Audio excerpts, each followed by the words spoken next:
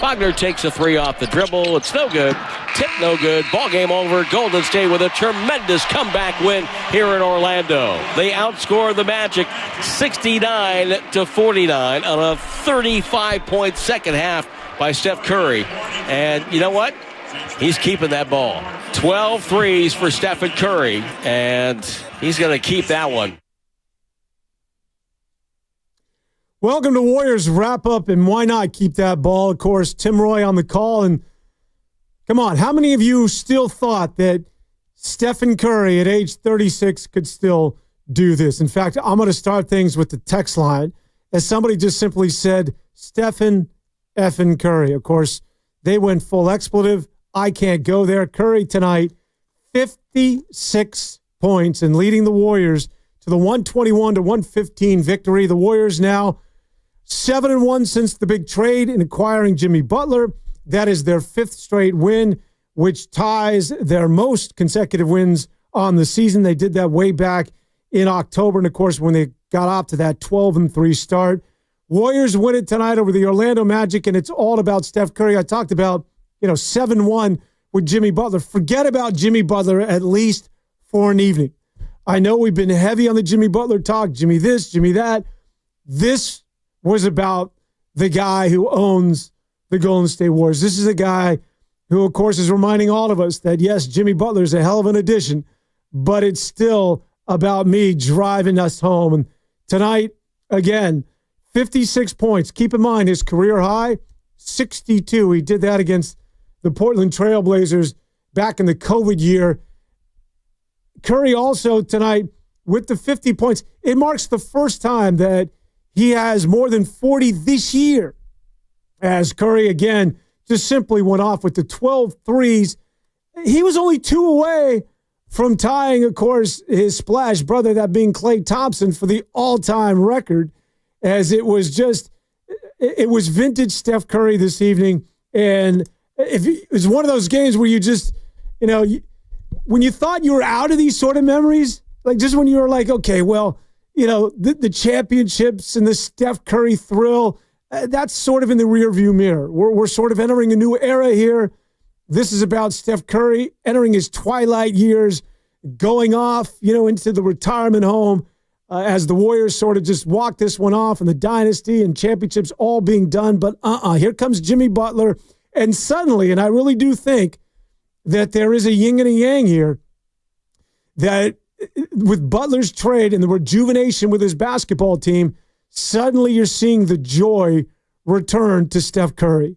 And even prior to tonight's contest, you could see clearly that there was a different step, a different energy, and that the Steph Curry of old had returned. Let's not forget where this team was, where Steph Curry was, where Steve Kerr was just a month ago after that loss and that dreary night out in Toronto to one of the worst teams in the NBA. They went sub-500. They slid to the 12th seed.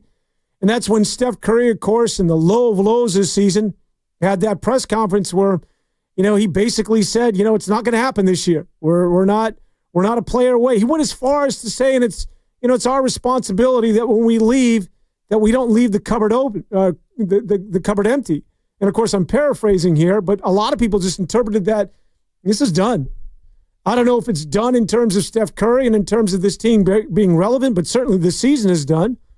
Steve Kerr abruptly got up and left that press conference, which is something that you don't typically see out of the stoic, cerebral man that has led this team over the last decade plus.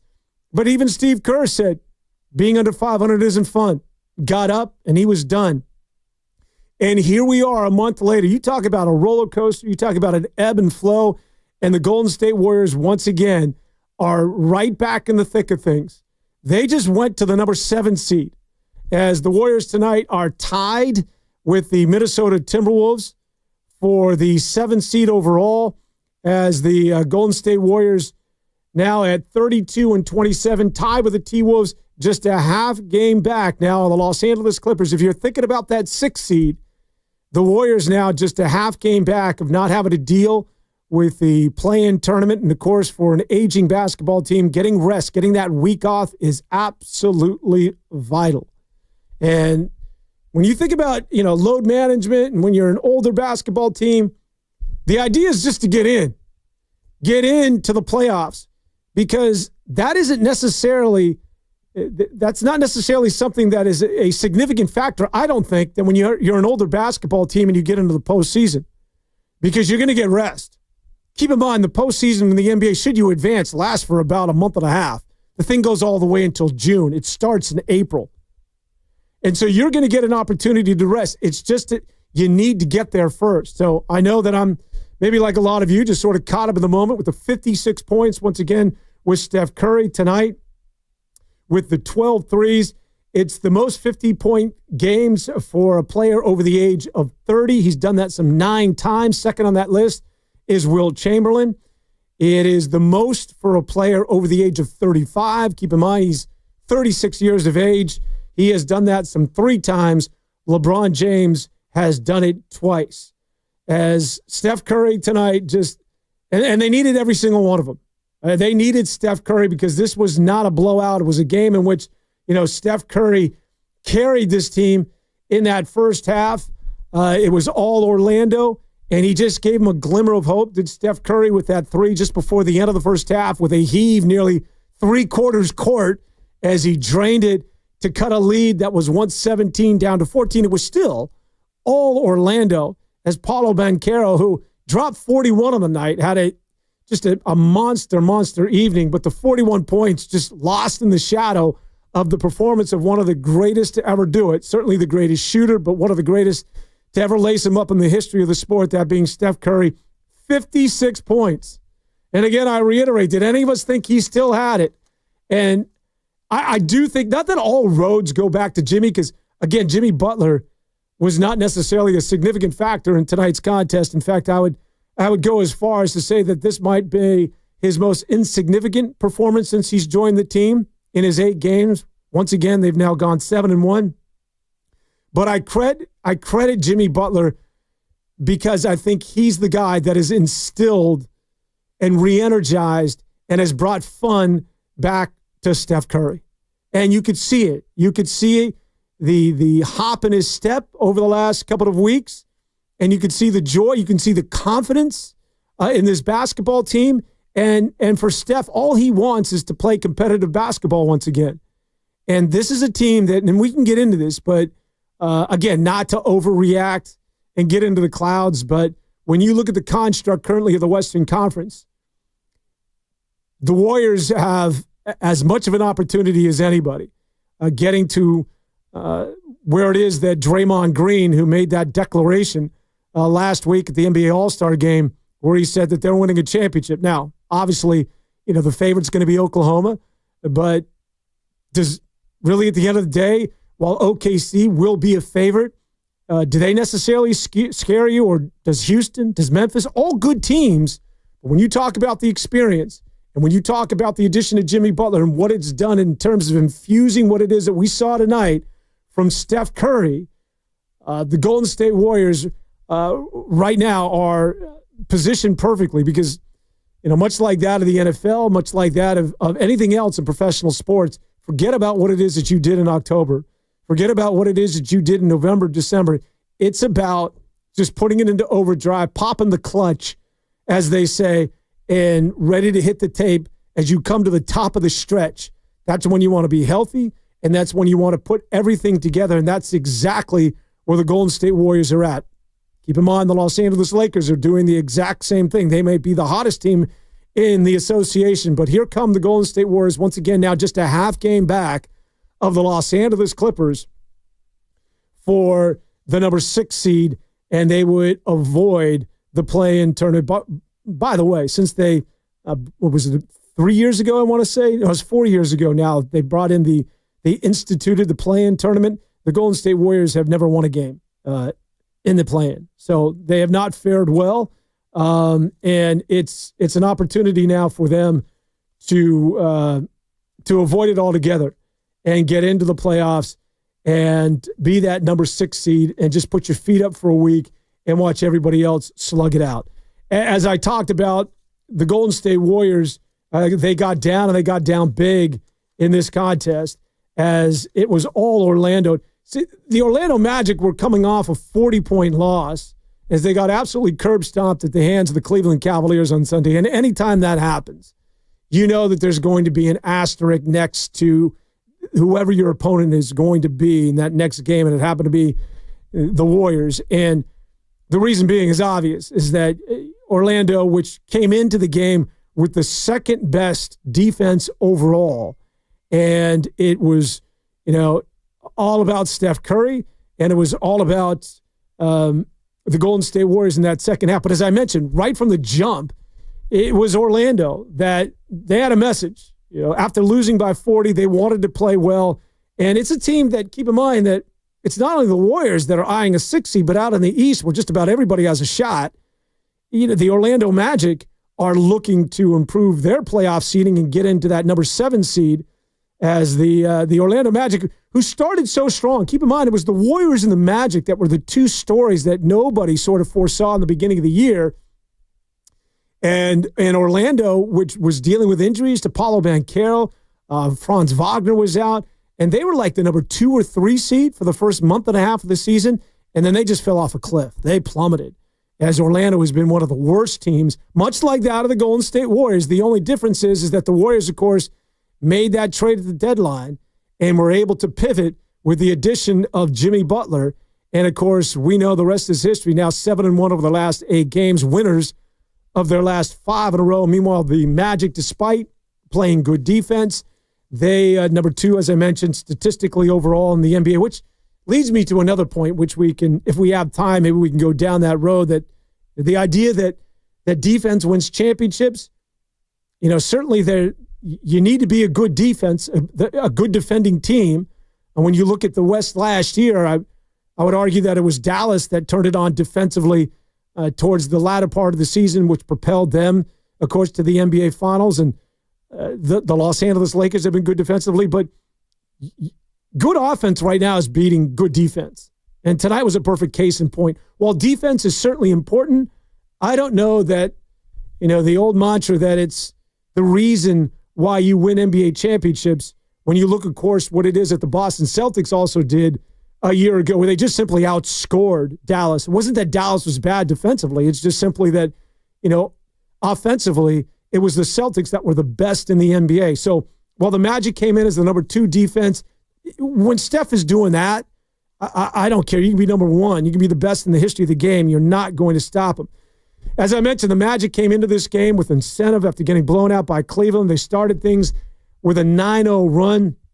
Paolo Banchero just simply didn't miss. In that first quarter, the Orlando Magic shot it better than 80%. They were 4 of 6 from 3. The Magic were 15 of 18 from the floor. It was all Orlando. And you could see that the Warriors just didn't have, there was no connection. Jimmy Butler really never got into a groove. Steph was shooting threes. Draymond got off to a slow start. It was clunky.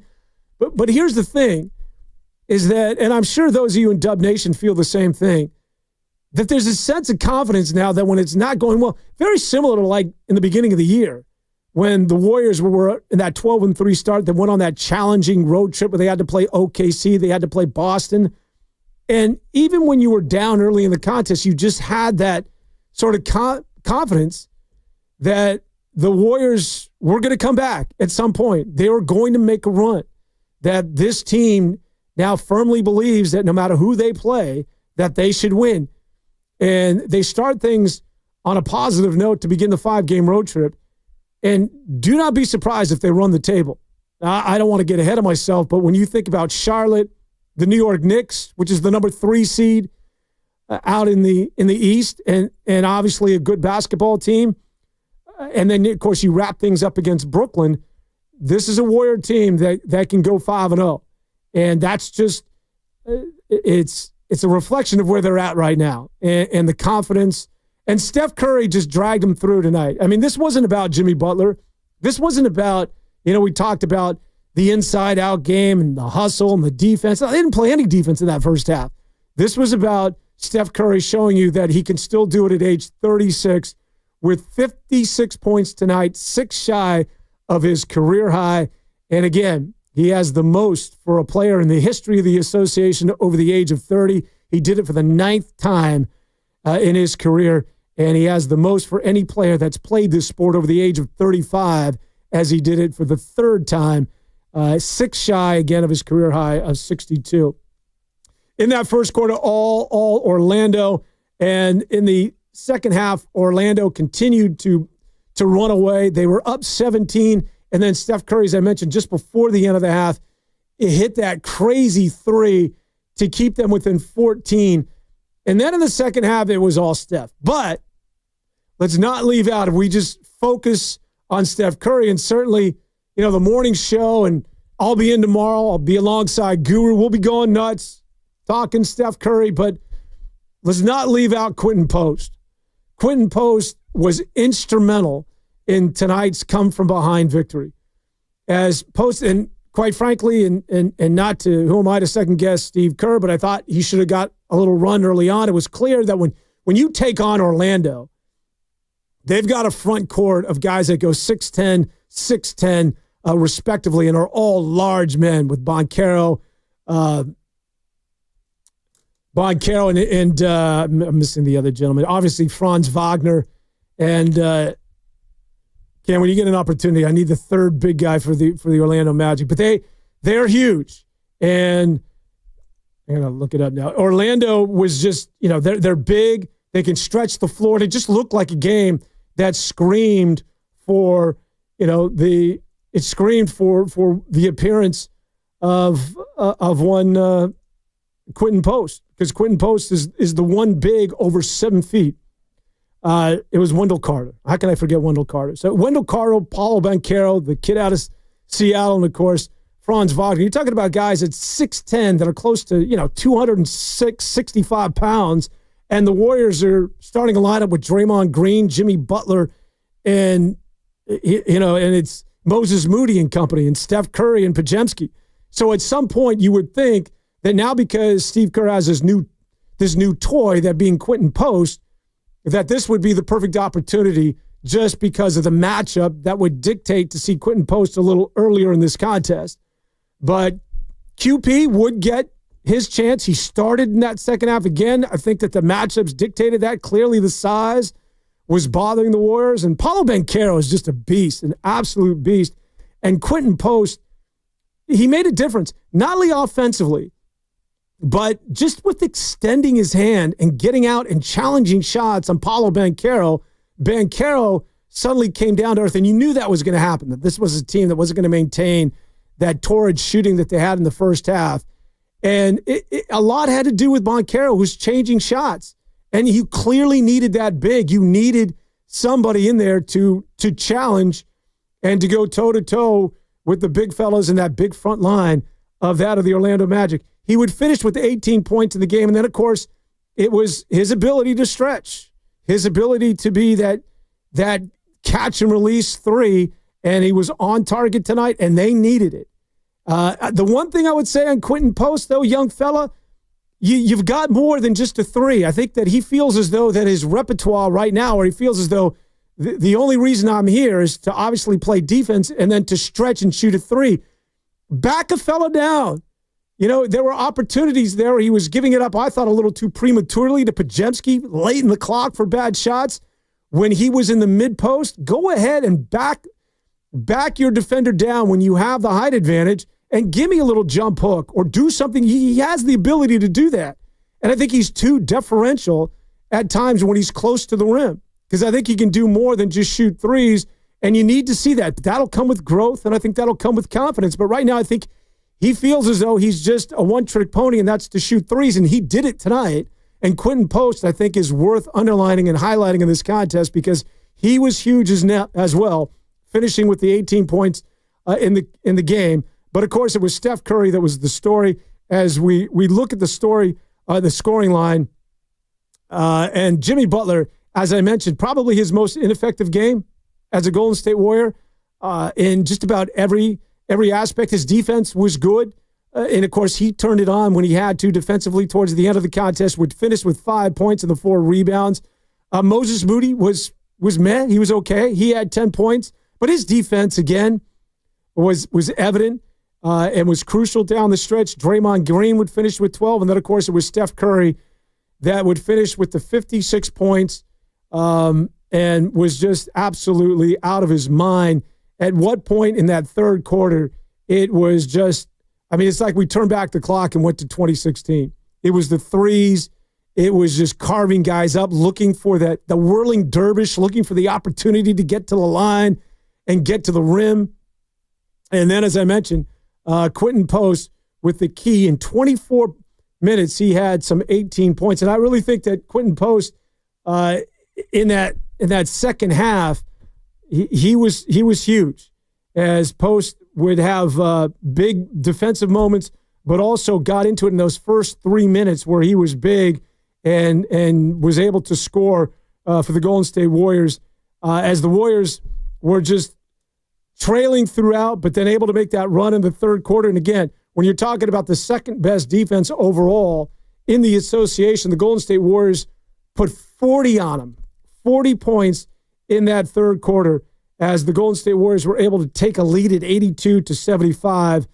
And then in the fourth quarter, it was all Golden State. And again, they did it with some key defensive plays. As much as we want to talk about, Steph Curry, huge block where the game was still hanging in the balance with less than a minute to go, and the Warriors up 4, huge block by GP2. Good defense on a closeout of the corner by Moses Moody. So that energy that I think Jimmy Butler has instilled with his basketball team was evident again tonight.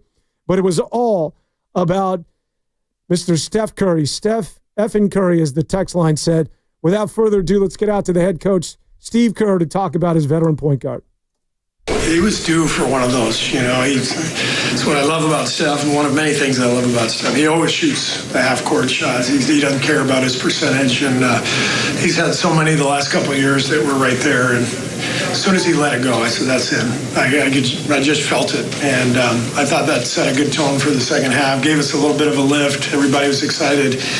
And then, obviously, our defense was dramatically better second half. Going to Post to start the second half, Draymond on Paolo, just how, obviously it worked out quite well, but what were you thinking with that move, and what did you know? Just to change the matchups and get Draymond on Paolo. That's our best matchup, and that put Jimmy on Franz. So it's what John was asking before the game, with the small lineup. Can we do that against this team? And first half, it didn't work. And so, you make the adjustment and hope that it works. Quinton was great. He obviously knocked down shots, but it was his defense too, and his size, and what it did, changing the matchups defensively, that really helped us. You've experienced a lot of Steph nights, kind of like tonight. Was this high up there? Yeah, Raymond just said it was his 26th game with 10 or more threes. So we're spoiled around here. We're used to it, but it never gets old watching. I can tell you that. I think the fans here tonight, even the Magic fans, they know they're witnessing greatest shooter ever and one of the greatest performers ever. It's not just the shots going in, it's just the fluidity, the beauty of his movement and motion, and his audacity, the shots that he's willing to take. He's an incredible performer, and he put on quite a show tonight. Steve, you've seen him hit so many threes, even one tonight from half court, but is there any one three when he's going like this that's just so demoralizing or so momentum changing for you guys that you've kind of become used to a little bit? Tonight it was just that sequence, late third, I think, where he scored about 4 or 5 buckets in a row, and we went from maybe down 2 or 3 to up 8 or 10. I thought that was the key to the whole game. That was that changed everything and allowed us to play with the lead in the fourth quarter and withstand their late run. Have you heard a road crowd get that kind of caught up in it? I have. There's a lot of 30 jerseys out there everywhere we go. But when we come east, these fans only get to see them once a year, and so they know that or they're hoping they get a treat, and they got a treat tonight. What do you feel like with the 8 games now with Jimmy? What has that opened up for Steph? Well, I just think we're more comfortable when Steph goes to the bench, which is a big deal. Tonight wasn't our best night in that regard, but I think overall Jimmy gives us a level of confidence that we needed. And then when he's with Steph, you see how smart he is, how the ball moves, possessions connect. And same with BP. So when those guys are out there with Steph, like, BP and Jimmy didn't shoot it well tonight, but multiple possessions where they're driving closeouts, swinging the ball, creating an advantage, and then Steph ends up with a shot on the backside. So it all matters.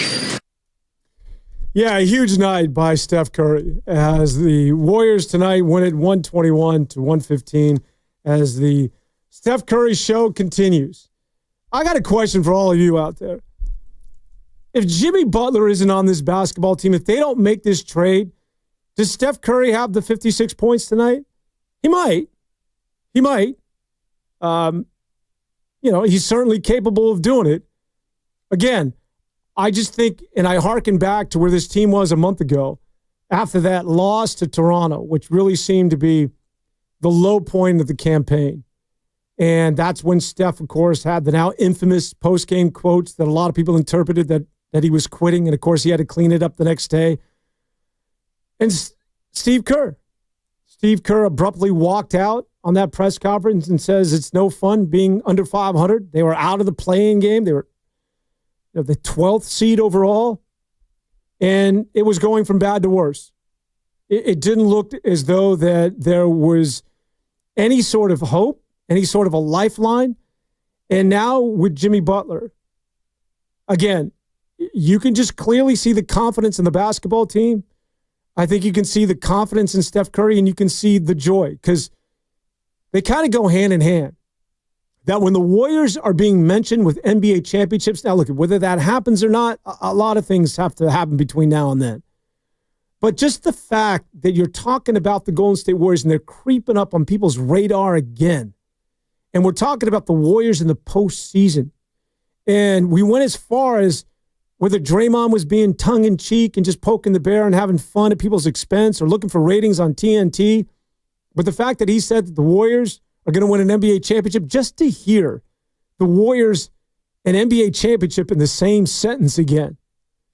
I think Steph, he takes all that in. And now he realizes that I'm playing basketball again. I'm playing relative important games for a team that who the hell knows could make another run at it. And I think it's that joy, it's that confidence, and I think it started with Jimmy Butler.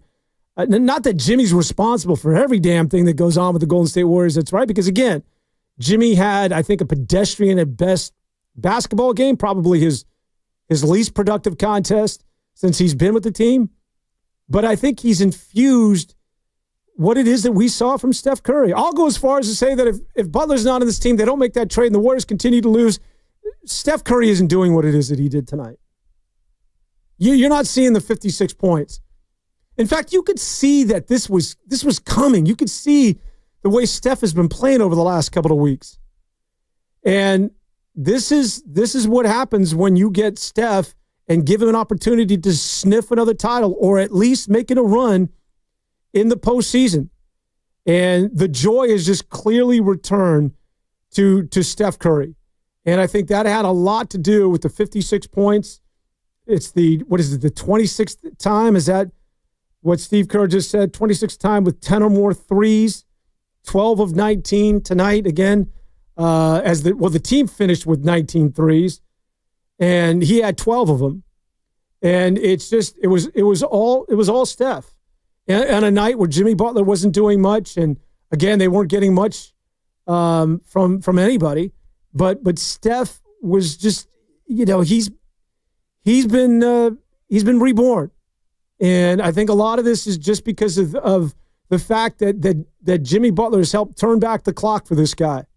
I mean, what happened where it was just, wasn't it just not long ago? I could have sworn that when Steph Curry was struggling before Butler got here, I heard about the arthritic knees or the tendonitis in both knees.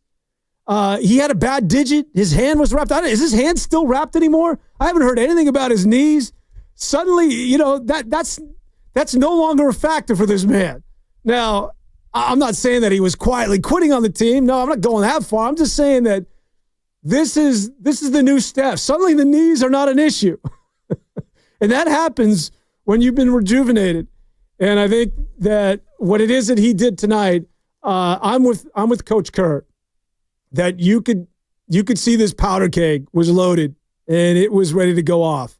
You could just see him over the last couple of games and the last couple of weeks where he was back. And again, I don't know how many of us thought that he still had a 50 burger in his bag at this stage of his career, or that he could go for 56 or come within, too shy of tying Klay Thompson for the most in the history of the association. But there's joy in that young fella once again. And whether it's, because of Jimmy Butler or because of the fact that they've turned things around, I think Butler go hand in hand with that. It's clearly had an effect on one Steph Curry. And it's, for all of us, it's not only fun to see Steph Curry do this again, but it's just fun to see a good basketball team that's talking about postseason. Like I do Warriors Live with my man Evan Giddings every Saturday here on 95.7 The Game from 9 to 12. Warriors this week. Thank you very much, Cam. And it's like being in the dental chair when your team is not playing well and it's circling the drain like it's been over the last 2 months. And we got to point a finger here. We got to talk about blowing it up. We got to talk about what's the future hold. It's just dismal. It's dark. And now that this team is good again, forget about Warriors this week. That's not where I'm going with this. I'm not having you, although you should tune in. I'm just talking about the fact that it's joyful for every damn one of us who enjoys what it is that the Warriors have been able to do over the last, 12 years to see this once again return.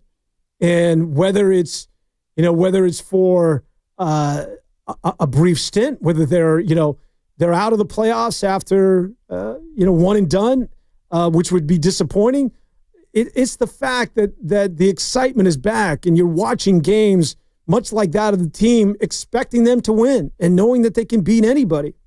And I'm going to go, I'm doing a show tomorrow with the Guru, and we'll be on and filling in for Steiny. So from 10 to 2, you want to be locked in right here. I'll tell you this, and I'll mention this tomorrow, that I hear a lot of people talk about how the Golden State Warriors, they need to, that this isn't the year, right? Over the offseason, Golden State needs to address a shooting guard. They got to go pick up some pieces, get maybe a rim protector. But you got the foundation, you got the bones. You just need to go get some players, and then you can make the run next year because everybody's still going to be under contract for another 2 years. So, the Warriors may not get there this year. This may not be the year for them to make a deep run, that the Warriors could get knocked out. Maybe they get to the semis, but they're going to make some changes over the offseason to address what it is that they need in terms of the two guard or whatever it is, whatever the holes are. And then with Butler, with Draymond, and with Steph, and then with the younger players, we'll see how Jonathan Kuminga returns. And, of course, Moses Moody now has turned the corner. Jonathan Kuminga is back, that this is a team that'll be ready to seriously make a run at it. I say, I think that this is the last dance, that this is it, that the Warriors' opportunity to win that championship, if you really want to get back into that winner's circle, it has to happen this year. And I say that for a couple of reasons. First of all, you're not getting any younger. And the idea of running this back next year where everybody's now north of 35, getting older is not a good thing. That's a step closer to, riding Muni for half fare or to your AARP card. It's not good in the NBA. It's good in the NBA if you're Oklahoma. It's good in the NBA if you're Houston or Memphis. A year older means you get more experience. But the Warriors next year are going to be 1 year older, one step closer to their NBA grave. And here's really the kicker, is that Oklahoma, I think, could be vulnerable this year. I do believe, and I always say this, that experience is real when you talk about the NBA. Experience is a significant factor. And I don't know that OKC, which, keep in mind, was the best team in the Western Conference a year ago, the number 1 seed, and they won one playoff series against New Orleans, and they got bounced by Dallas. It didn't even go 7 games. You might be able to get them again this year, because I don't know if those boys are ready for postseason basketball. But that's got to happen this year because, again, the Warriors are going to be a year older, and OKC, I do not think, is going to let anybody. I think the light will go on at some point, and I think it's going to happen next year, and I think that this conference could be OKC's to lose for the next 5, maybe 7 years. That's how good and that's how young they are. And once they get their battle scars and learn how to do this in the postseason, you're not beating them. And you're certainly not doing it with a bunch of guys who are now in their mid-30s. Sorry, I don't mean to throw water on Steph Curry's 56 points. I'm just underlying the significance of going forward right now, that I think that this is the window's ajar right now. Forget the hell about next year and the 2 years that you got Jimmy Butler locked up. It's got to happen this year. Warriors win it once again. As we take a look at the road trip now after the big win against the Orlando Magic, the Magic, a team that has really been struggling after the hot start. But again, certainly all these games matter to them because they're trying to improve their playoff seeding. As the Warriors now will take on the Philadelphia 76ers. That's coming up on Saturday. An opportunity to beat a really, really bad 76er team that does have Paul George back and Therese Maxey, but Joel Embiid and his knee basically done for the year. And not that we need to turn this into Philadelphia 76er talk, but that knee's never going to be the same. What it is that they're talking about in terms of trying to repair that knee, that guy might be done in terms of his career. Then you take on the Hornets, one of the worst teams in the NBA. The Knicks will be a challenge. It's an opportunity for Steph to go back to the Garden. Keep in mind, on the East Coast, all of these teams get to see Steph once a year.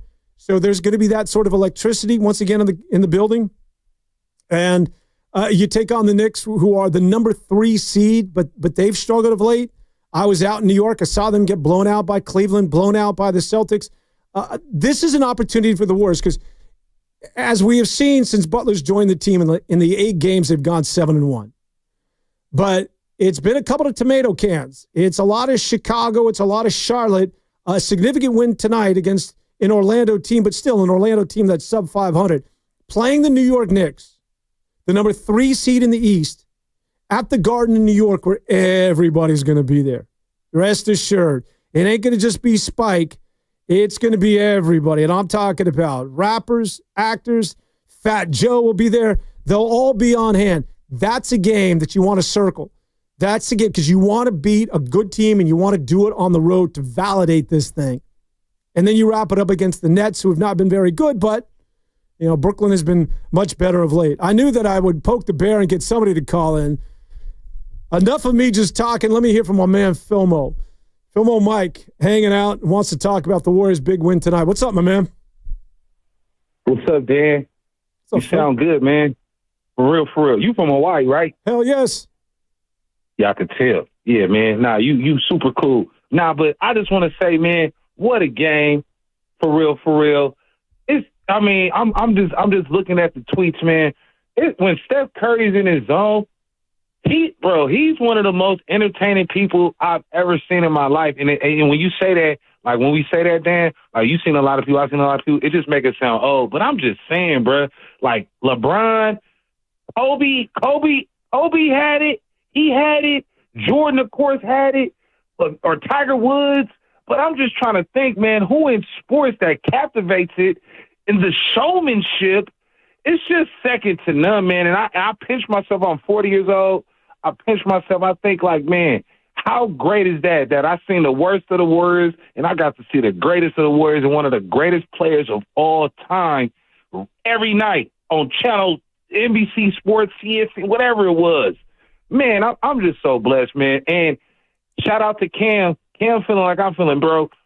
Don't let us win a championship. Do not let us win a ship. Oh, my God. You talk about a parade, that's going to be litty. If we win it this year, oh, my God, I can't wait. Hell yeah, Filmo. Thank you so much for the call. One of the regulars right here on 95.7 The Game.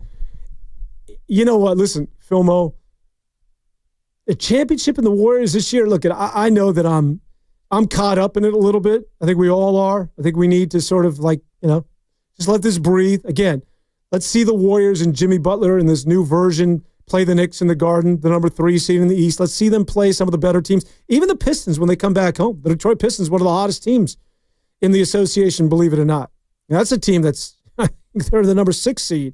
This time a year ago, the Pistons, they won like 8 games. They were like 8-50 this time last year.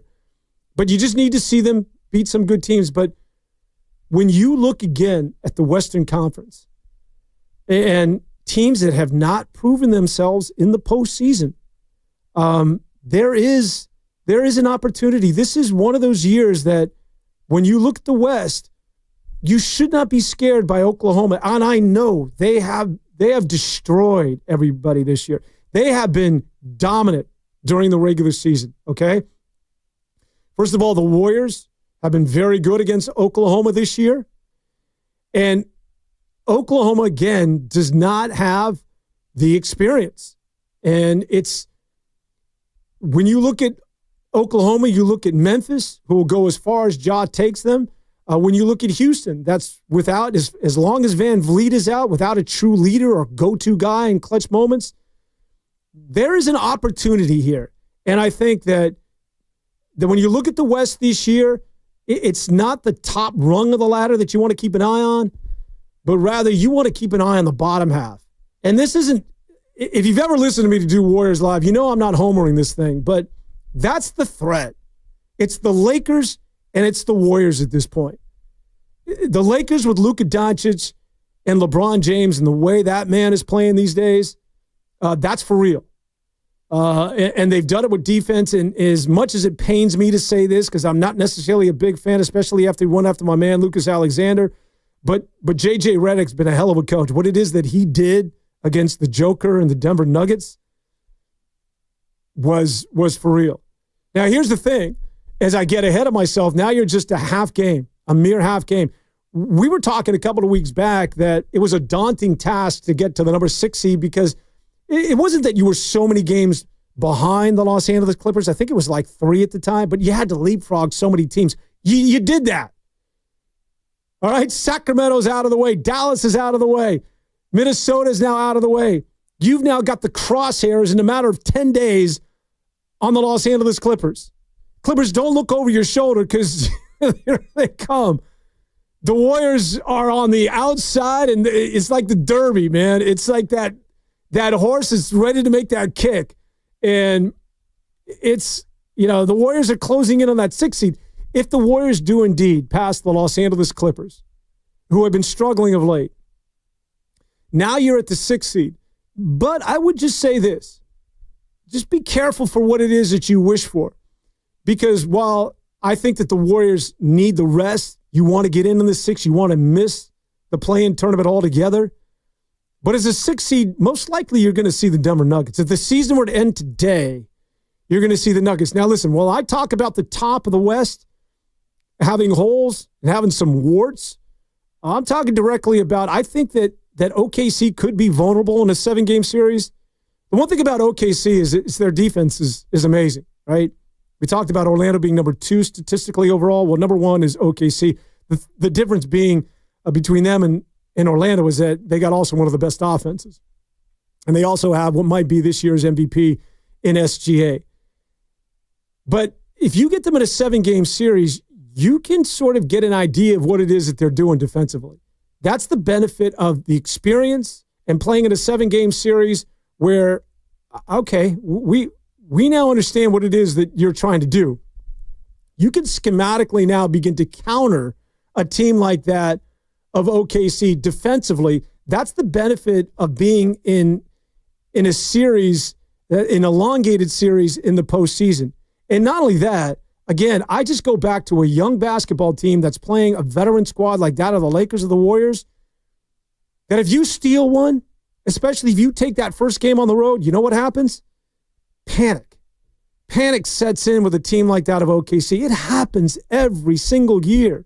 OKC again a year ago, the number 1 seed, the best record in the NBA, and it's a team that won 1 playoff series against New Orleans.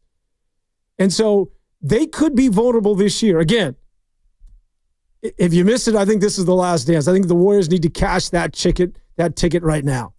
Like this is the year if you're going to win that title. It has to happen this year because OKC is going to continue to get better, and you cannot rely on them and their inexperience for the foreseeable future. At some point, again, they're going to understand how to do this. They're going to understand big games. As of right now, the advantage could be the Warriors. Look at OKC could get into the postseason, and they could run the table. They certainly have the ability to do it. If they're anything like they were in the regular season and the postseason, it lights out. They're going to the NBA Finals. But they have to prove to everybody that they understand what the tournament's all about and that they can win in that sort of an environment. And the Golden State Warriors certainly have that experience. Getting back to if you're the number 6 seed and there's a chance you draw the Denver Nuggets, that's not a team you want to play. Now, listen, the Warriors can beat anybody right now. But the Denver Nuggets have also turned a corner. And despite that loss at the hands of the Los Angeles Lakers, the Nuggets are good. The Nuggets actually look very reminiscent of the team that won the title 2 years ago. I think the Denver Nuggets right now with Jamal Murray now suddenly back, that's not a good sign. Jamal Murray really was also Michael Porter wasn't playing well early on. The big three just weren't the big three. Jokic is ridiculous. You can give that MVP to SGA, but you shouldn't. Because I'm telling you, if you were to do this, SGA is amazing, right? Star. But the Jokic is ridiculous. He had 19 assists the other night. 19. He's 7-1. The hell's going on here? He's shooting 46% from three. Nobody's doing what this dude's doing. But now that he's got Jamal Murray back, Murray's dropping. We talked about Curry with 56 tonight. He had 52. I'm talking about Jamal Murray not long ago, and now Michael Porter's zeroing in. They got Westbrook, as crazy as that sounds, Westbrook going to Denver when that deal took place over the offseason. That's actually made a lot of sense. He's giving you big minutes, and he's working with Jokic. Christian Brown is actually legit. Your bench is still sort of your Achilles heel, but Denver's better than their bench was, I would say, even when they won the title a couple of years ago. And they're still a young team, man. They're still got all those guys are still, I want to say, late 20s, maybe 30. The Denver Nuggets are legit. Not that the Warriors can't beat them in a 7-game series, but quite frankly, I'd rather see Houston. I'd rather see Memphis. And, I don't know if I can go as far as to say I'd rather play,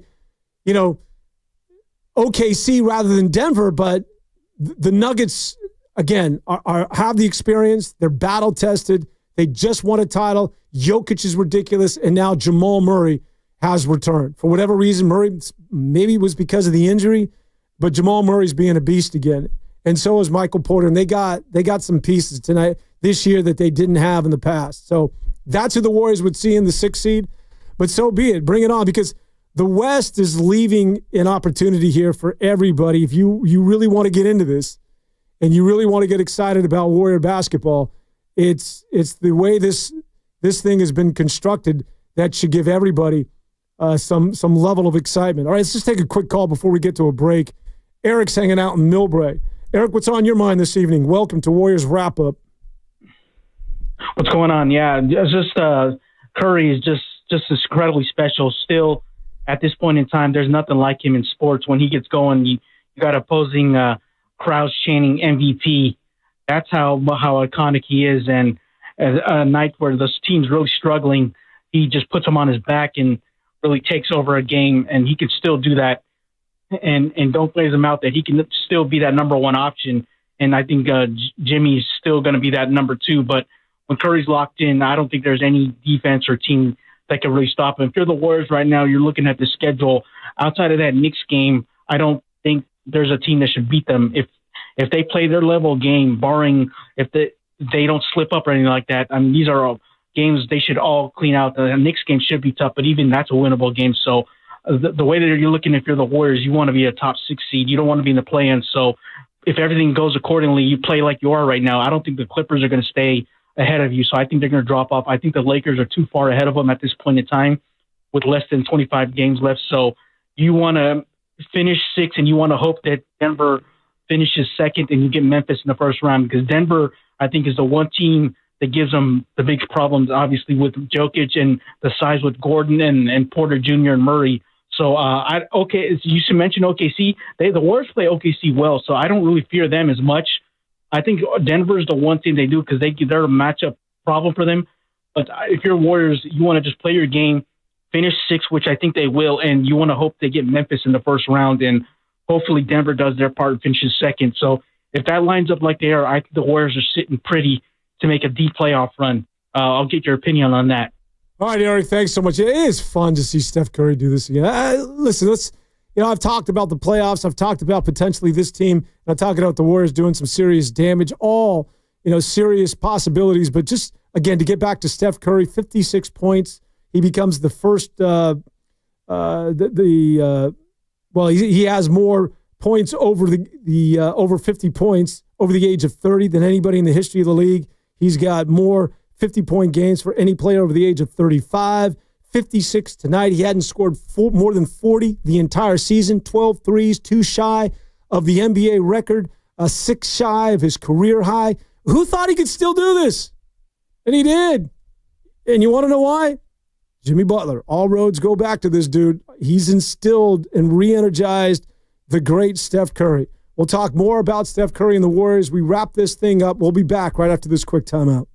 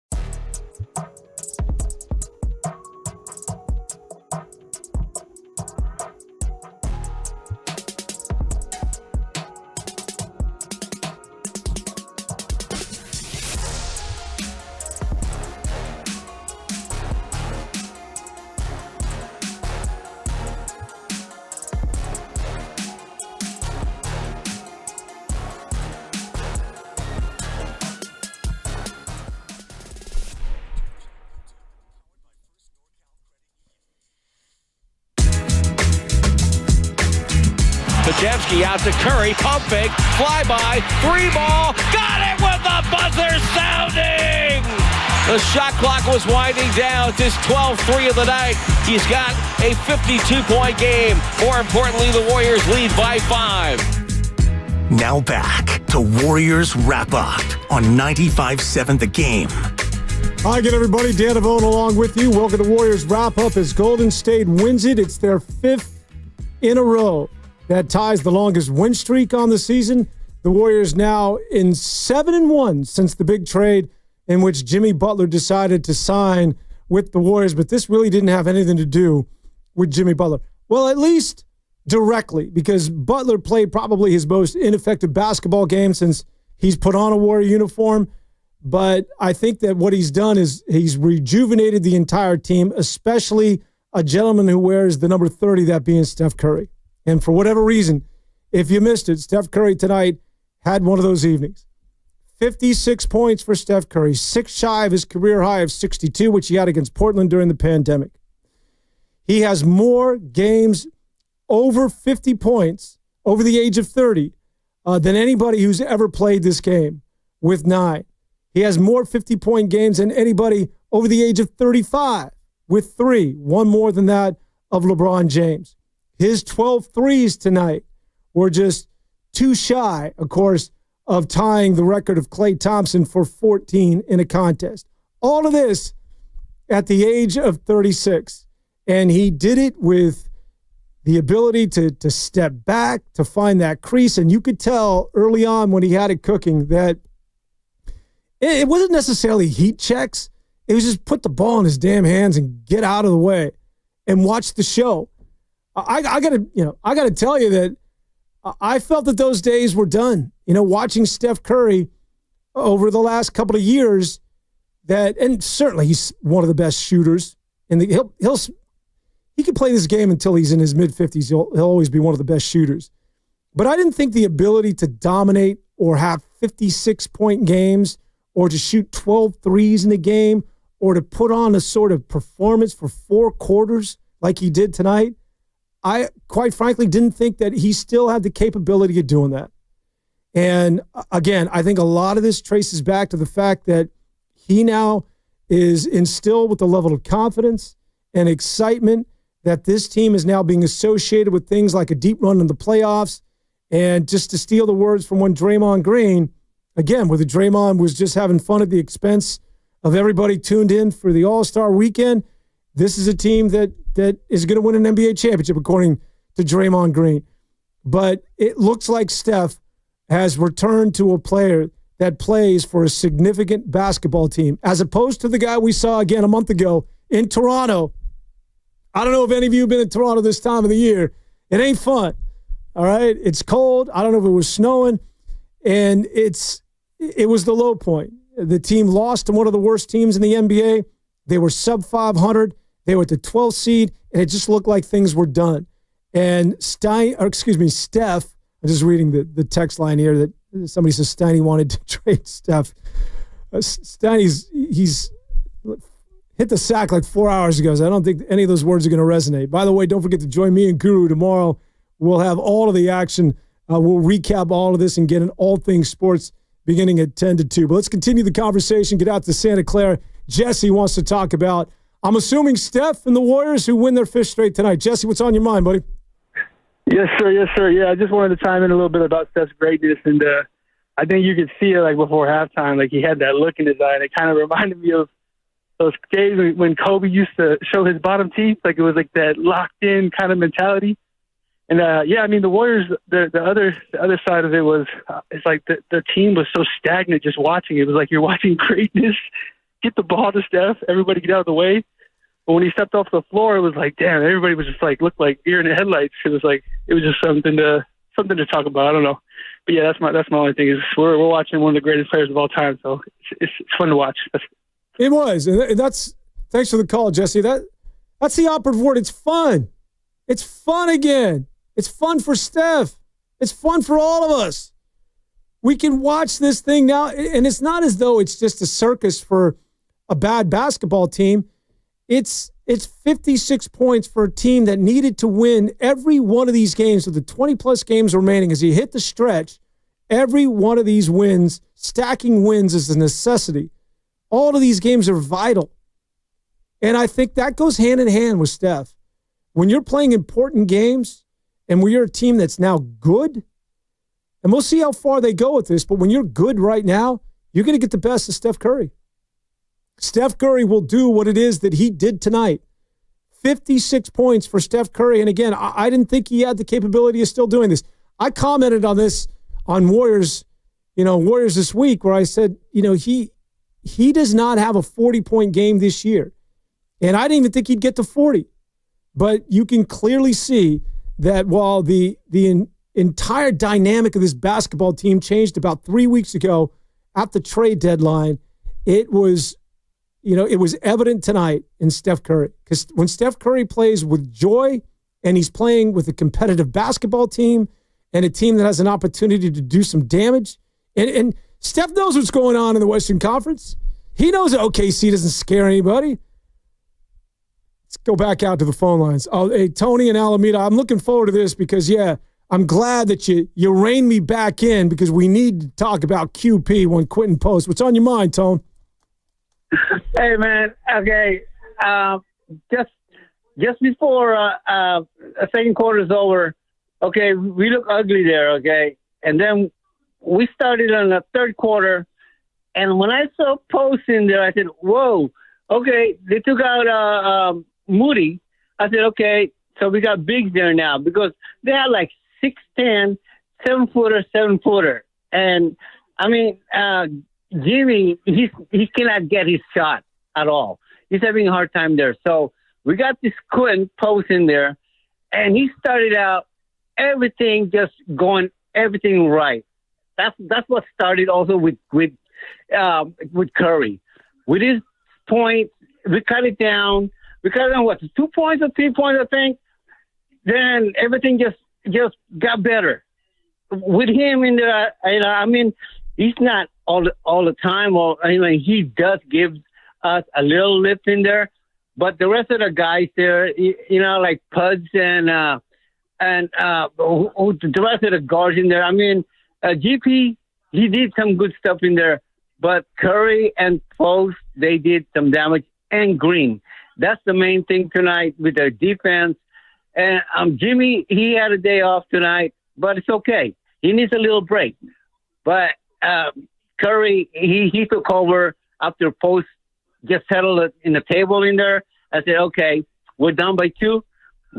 All right, let's get it over. So it was good. It was good for the team. Not everybody, but I like it what happened there. I thought we were going to get blown up for a while there, but it was good. Thank you for taking my call. All right, Tony, thanks so much. Yeah, Quinton Post, in that second half, Post had 10 points in the first 3 minutes. And that's as important as anything. Now, Steph Curry, you're not winning that without his 56 points, clearly. But Quinton Post, let's not forget how important he was to the win tonight.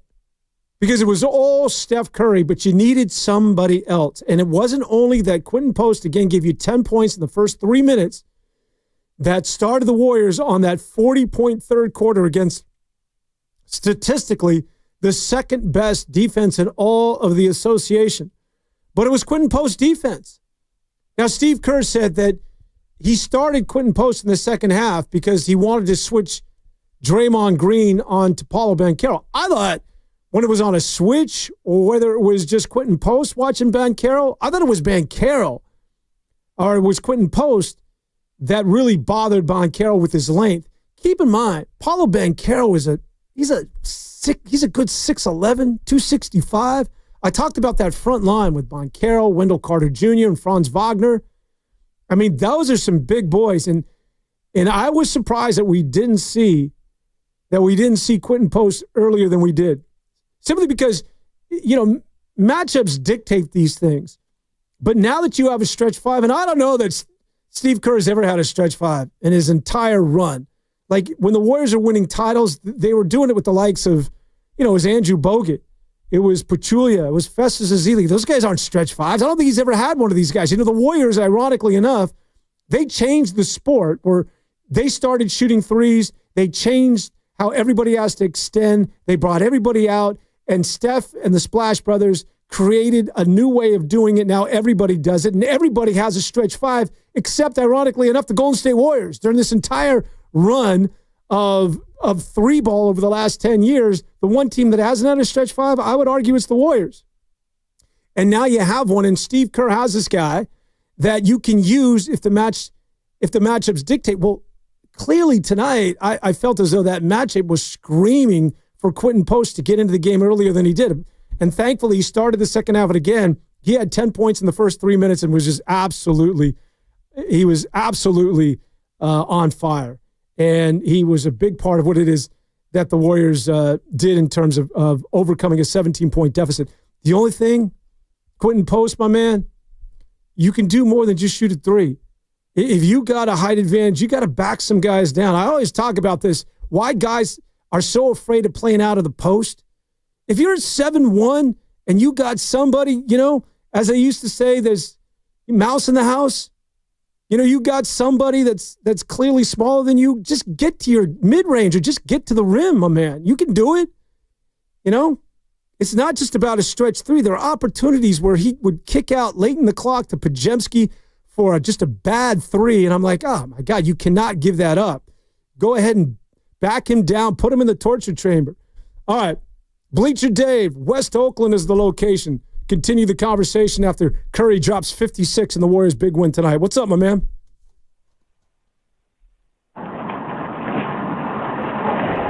Bleacher Dave, go.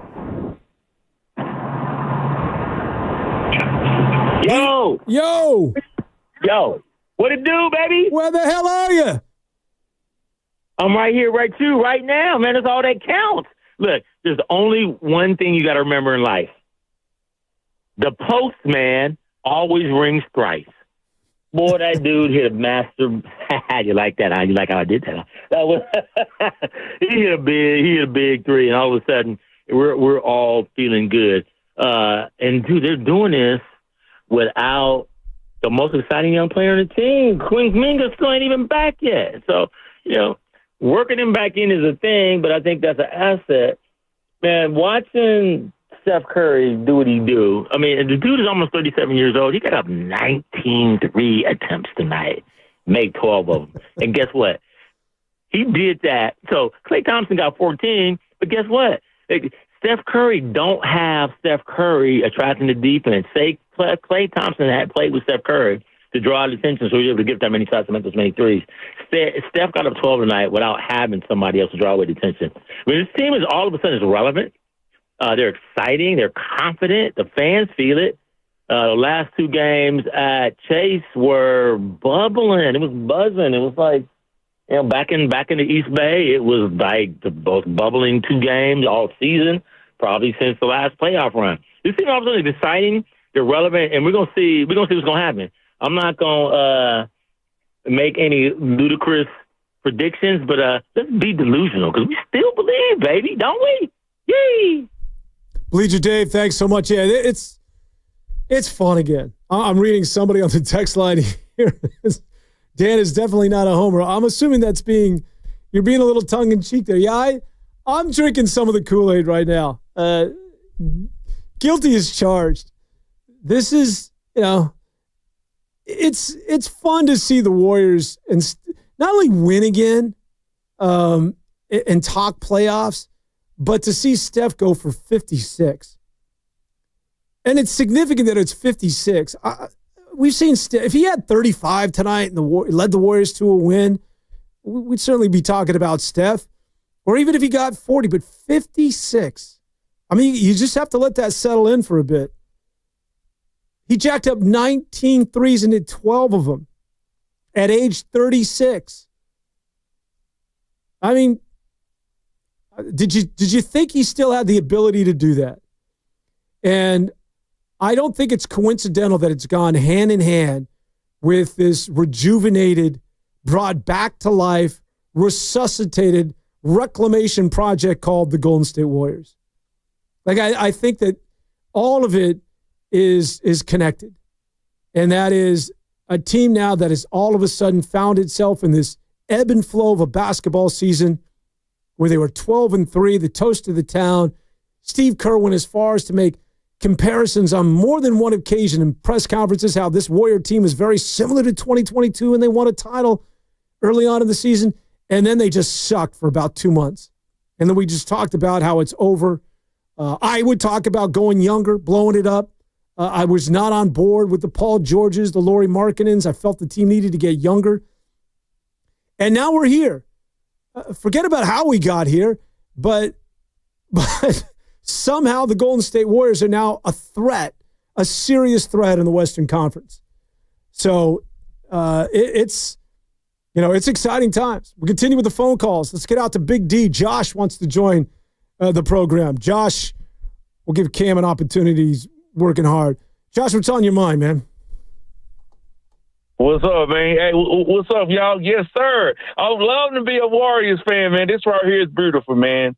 I've been a Warrior fan for 36 years, man, and I tell you, Jimmy B is a life changer. When I say a life changer, he's good on offensive side and he's good on defensive side. And I'm loving on what Steve Kerr is doing with the lineups. If he know that one lineup ain't working, he's going to go to the next one. If he know that this lineup is not working, he's going to try something else. I am loving what he's doing. I'm always loving what like Mr. Number 30 is doing. You know what I'm saying? Steph Curry will always be himself. But I'm actually loving on the thing that when we had picked up Jimmy B, we wanted the world to think that we was gone. I want the world to keep thinking that we are gone. We are never gone. We are one of the dominant teams in the West. So people, I want the world to think that we are gone. We are never gone. The Warriors are never gone. We are always there. You know what I'm saying? Most definitely, y'all. And once again, hey, Quinton Post, keep on doing your thing, man. Keep on doing your thing, man. Most definitely. And the bench, too, I have to salute to the bench as well, man. The bench has been stepping up, y'all. The bench has been stepping up. But, yeah, that right there is my time. Thank you, bro. I really appreciate you. Let's go Warriors. All right, Josh. Have a good time out there in Big D without Luka. Anthony Davis will be coming back one of these days. The hell is your man there, your general manager, Nico Harrison? What's he been smoking these days? But the Lakers are happy. Meanwhile, everybody out in the West is like, I said this, I said this earlier in the show that I think that the threat to me is like there's a shift in power right now in the West. And while OKC, I know, I hear a lot of people talk about OKC, and why not? This team is, watch OKC play. I see them play a lot. That defense, they get into every passing lane. And they're long, they extend, and they're so damn good on both sides of the floor. Like they are a good basketball team, and they're beating the crap out of everybody. But are you willing to bet that that's the odds-on favorite to get out of the West? Seriously. If you were to bet the kids' tuition, or if you were to just, I got some scahoots lying around, how confident are you that that's a team that's going to beat the Lakers in a 7-game series, that that's a team that's going to beat the Warriors in a 7-game series? I'm not saying it's not going to happen, because they certainly are good. There's no doubt about it. But there's holes, man. There are holes. And the biggest with OKC is the lack of experience. And that's real. I mean, it's not like back in the day. The Warriors went to 5 consecutive NBA finals during that stretch, right? And the Warriors, you could, in the beginning of the season, from 2015, 2016, you knew, I'm talking during the preseason, you could pencil the Warriors are going to be in the NBA Finals. There's no doubt about that. The Warriors are going to the NBA Finals. No one was as good as them. 5 consecutive years. Do you feel that way with the West now, with OKC? Are you willing to say that team is going to the NBA Finals? Are they that good? No. And the reason why you have doubt, much like me and everybody else, is because it's unproven. They haven't done it. And until they do, teams like that of the Warriors and teams like that of the Lakers, they know, man, they're salivating because they know that they have an opportunity, that they've been reborn with a chance to make some serious damage once the tournament begins. Ivan's in Oakland wants to discuss what happened tonight. Ivan, what's up? Thanks for taking my call. What I wanted to talk about is, even though that Jimmy didn't have a good game, his gravity especially during the Steph minutes on the bench, is the reason why Post and all them other guys are doing well. I mean, tonight they made a decision to stop. It was weird. I was the TV announcer, stop Jimmy Butler.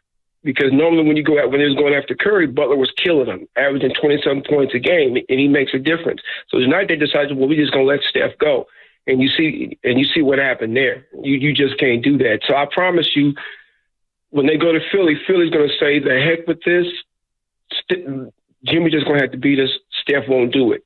He's going to have 5 people on him. So it's going to be, they're going to have to continue. The people off the bench are going to have to continue to score because they're going to be wide open. Somebody's got to be sacrificed. And so Post is going to get that shot all day long. Although if I was them, I'd focus on Post. I was listening to the guy who is an announcer for the Santa Cruz Warriors. I actually went to school with him, Joaquin Wallace. But Post has an inside and outside game. Yeah, Ivan, you there? I think we lost him. Yeah, you're right. Quinton Post, and he makes a good point, is that with Steph out of the game in that stretch in the third quarter, the Warriors went up 12 points. The non-Steph minutes, despite him scoring 56 tonight, the Golden State Warriors were good. I saw this stat a couple of days ago. The Warriors, prior to the arrival of Jimmy Butler, in non-Steph minutes were a minus 90. With Jimmy Butler, they're a plus 40. You talk about a pendulum swing? And they were good again tonight. It was Jimmy Butler, and Jimmy Butler's defense was tremendous tonight. When he needed to lock up late in that game into the second half, go replay this thing. Go look at it on YouTube and what Jimmy Butler was doing to Cole Anthony on help defense. Jimmy Butler was, again, good defensively when you needed him to be. But the non-Steph minutes, it wasn't Butler but it was Quinton Post, but it was Butler that was out there. And they gave the Warriors, they maintained that lead. They got it up to 12, and a lot of it was Quinton Post. The caller talked about how Quinton Post has got an inside-out game. I need to see more of the inside. Man, I don't mean to harp on Post. He was huge tonight. Again, the guy had 10 points in the first 3 minutes of that second half and really started. He was the guy that helped in the non-Steph minutes and really pointed the Warriors in the right direction. He was significant. Steph had 56, but Quinton Post finished with 18 and a huge 18 points. But he's not only, I'm willing to say that he's not only a catch and shoot three. He's not just a stretch three because look at that's the label that's been put on him, right? Here's your word of the night. It's very nascent. Like that's the new tag, stretch three. This new label that I think guys like Quinton Post, they buy into it, that's why I'm here. That's why I'm on the floor. I'm a big who can shoot a three. Yeah, you can. And that's huge because the Warriors and Steve Kerr, I mentioned this, they haven't had a toy like this since Steve Kerr has been, coaching the Warriors. And so depending on the matchup, now I can go to a stretch three. I thought Steve Kerr should have gone to him a lot sooner tonight. But young fella, it doesn't mean that that's all you do. There were opportunities where he caught the ball down in the post. And again, mouse in the house, they used to call that out back in the early 2000s. If you saw a big and on a switch, he had like a guard on him or he had a small forward, the old mouse in the house, I'm just going right to the rack because you can't stop me. I'm either getting a dunk or I'm getting a bunny or I'm getting fouled. And Quinton Post, because he didn't have his feet set and wasn't in three-point territory, caught it in the post, just felt as though, I need to kick out because this is foreign territory. I'm not supposed to do that. Hell yeah, you can. Just go right at the rack. Instead, again, kicking out late in the clock for a bad three that was contested for Podziemski and Moody, and it was just a bad possession. And the best look, usually they always say on a possession that you're going to get that one good look. And Quinton Post passed it up on a couple of opportunities while he had the ball in deep. I mean, he was 8 feet from the hoop. But again, I think that he's buying into this moniker of stretch three, and that's what I'm here to do. I think that taking advantage of some moves from the pivot would also work to his advantage as well for the team as Quinton Post, although I don't want to throw water on what, again, was a big opportunity and a big moment for him. Not only did he have the 18 points, and again, in that first 3 minutes of the second half when the Warriors made that run, they started the second half down 14. They were down by as many as 17. Steph Curry, of course, hit that half-court three. Actually, it was longer than half-court to cut the lead to 14 at the half. And then in the second half, it was Quinton Post in a quarter where they scored 40 points against the second-best defense in all of the NBA. Quinton Post had 10 points in the first 3 minutes, and that really set the tone. It wasn't Steph Curry. Of course, Curry went nuts later in that third quarter, but it was Quinton Post that had the big 18 points. All right, I just want to get this in. Crashing the Boards brought to you by Chilton Auto Body, the Bay Area leader in collision repair. Well, typically when you're talking about crashing the boards, we'll talk about a guy who's rebounding the basketball, but there is nobody that we are going to salute in tonight's game that ain't named Steph, last name Curry. So I know crashing the boards is about getting some, being down there with the big fellas, but Steph Curry is our Chilton Auto Body crashing the boards player of the night, as tonight he had 56 points, 12 threes for Steph Curry. Come on, man. You're hard-pressed to give an award or recognize anybody other than Steph Curry tonight and for what it is that he did. 12 of 19 once again, as he becomes the only player over the age of 30 to score as many 50-point games, 9. Nobody has that many. The closest, of course, is Wilt Chamberlain. Nobody over the age of 35 has as many 50-point games. He has 3. Steph Curry tonight, 2 shy of tying Klay Thompson for the most threes ever in a game, and he does this all at the age of 36. Look at, who knows where this thing goes, but there's a little joy that's returned to all of us, right? I mean, we're not talking about getting curb stomped by everybody. You're talking about a team now that's won 5 in a row and Curry dropping 56. So go to bed with a smile on your face. Wake up with a little hop and a little giddy up as you go to work and do whatever the hell it is that you do, because the Warriors maybe don't win that title, maybe don't make a serious run, but they're back for now. And that's for real. 5 in a row as they try to keep it going as they'll take on Philadelphia coming up on Saturday. I'll see you tomorrow morning at 10 with, of course, Guru. We got it from 10 to 2. Until then, enjoy the evening, everybody. So long.